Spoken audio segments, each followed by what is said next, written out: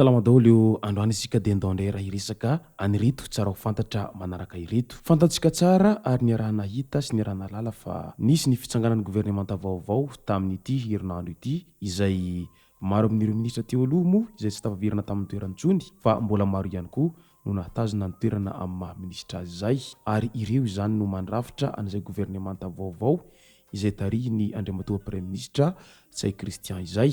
Tao iavoloha moa nanaovana an'izany fanendrena an'ireo ministra izay mpikambana ao anatin'ny gouvernemanta vaovao izay ka tsy niandela moa ireo izay ministra vaovao tendry izay dia avy hatrany niroso tamin'ny famindram-pahefana izy ireo tamin'iny androny zoma iny. Ka izay no fakafakaina amintsika atao anatin'ity video ity ka manasitsika rehetra anaraka an'ity video ity hatramin'ny farany. Aza dino ny milaiky ny video antsika ary tsarovatrany miabone amin'ny chaîne antsika mba ahafahanareo manaraka tsy tapaka ny video izay lefa misy tao WATAWATA GASY toy izao ny fanaovana azy. Tsy ampiantelisika fa avy hatrany tonga dia vavany ndao ary. Fampianarana ambony sy ny fikarohana ara-tsiansa tontosa tamin'ny androny 13 Aogositra tao fiadanana ny famindram-pitantanana teo ministry ny fampianarana ambony sy ny fikarohana ara-tsiansa izay misolo toerana profesora Ravokatra Fidiniavo sy ramatoa ministra vaovao profesora Samy vonona ny hanome ny tsara indrindra avy any aminy ny tenany hoy izy mba ho mendrika ny fitokisana izay napetraka taminy.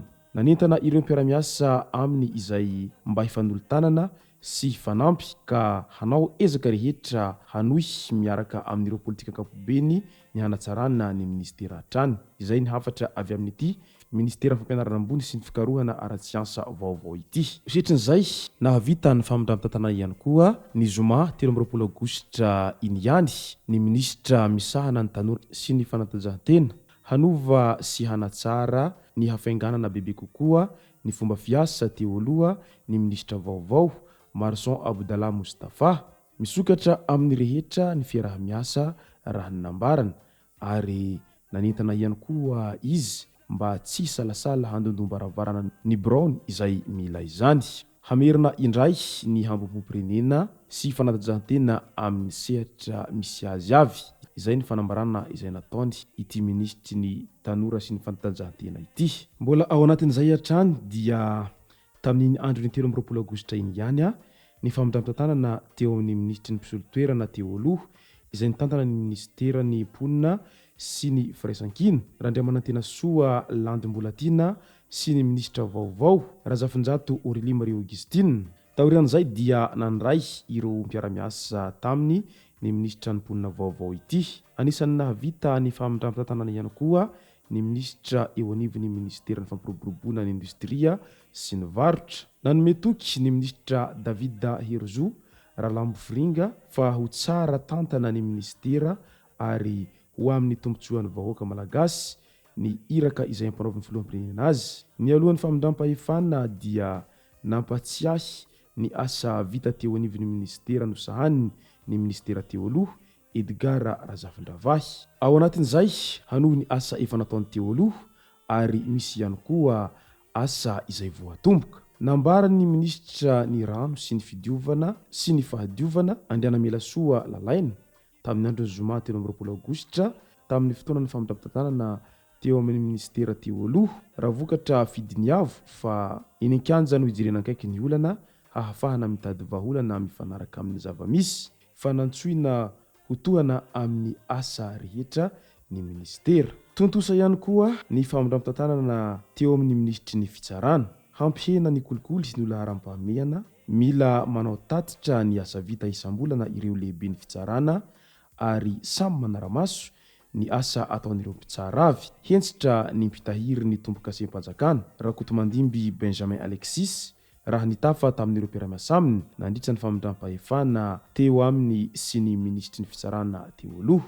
Arak'izany dia miandrandra fiovana goavana sy lehibe ny vahoaka malagasy rehetra manoloana anireto ministra vaovao izay vao voatendry amin'izao fotoana izao izay mandrafitra ny gouvernemanta vaovao izay tarihin'ny Christian amin'izao ankehitriny izao. Midika araka izany fa tena vonona tanteraka ireo izay ministra vao voatendry na ny vaovao izany na ny ireo izay nahatazona ny toerany amin'izao gouvernemanta vaovao izay tarihin'ny Christian izao fa hitondra fanovana lehibe sy goavana ho an'ny fitantanan-draharaha eo anivon'ny gouvernemanta ary mba ho hisy fiantraikany amin'ny voaka malagasy rehetra moa izay fanovana lehibe izay hoentin'izy ireo izay. Fananaitrany maro kosa tamin'ireo ministra izay voatazona tamin'ny toerany ny tsy nahavoatazona tamin'ny toerany any Andriamatoa Edgar Razafindravahy ary maro moa no notsikera an'izay tsy nahavoatazona any toerany any Edgar Razafindravahy izay. Eo amin'ny resaka budget indray dia tsy ampy ny fitaovana eo am-pilatanan'ny mpitandro ny filaminana. Sahirana tanteraka ny mpitandro ny filaminana manatanteraka ny asany indrindra eo anivon'ny fitedavana ny fandriampahalemana. Tsy misy tedi-bola na budget natokana hitondrana ny olona izay notoriana na ireo olona voasambotra tokony hoentina eny anivon'ny fitsarana. Andraikitry ny mpitoro tanteraka ny mandoa ny fandaniana rehetra mahakasika izany. Io ny fanazavana izay noentin'ny tompon'andraikitra iray tao mandry tsara raha nampiantso ny mpanao gazety ny tenany. Rariny hoy ny mpanara-baovao maro raha mandringa ny asa fitandroana filaminana eto amintsika. Tokony omena fitaovana rehetra izay ilaina amin'ny fanaovana ny asany ny mpitandro ny filaminana sy ny fitsarana mba hanamora an'izany resaka fandriampahalemana sy ny maro hafa izany. Hoy ireo olona izay samy miezaka naneho ny heviny manoloana an'izay faneho ankevitra izay. Hita nisongadina tamin'ny lahatenin'ny filohan'ny repoblika Andriamatoa Andry Rajoelina ny hanohy ny ezaka efa natao hanatanterahana ny politika ankapobeny fanjakana hahatongavana amin'ny fampandrosoana maharitra. Ny vohitra ihany koa izany nandritra ny filan-kevitry ny ministra voalohany izay nirahana tamin'ireo mpikambana eo anivon'ny gouvernemanta vaovao.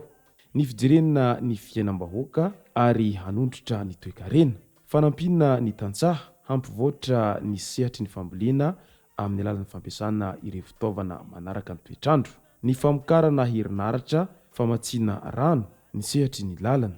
Ireo no teboka lehibe ao anatin'ny fandaran'asan'ny fanjakana mandritra izao fepo-toam-piasana faharoa izao.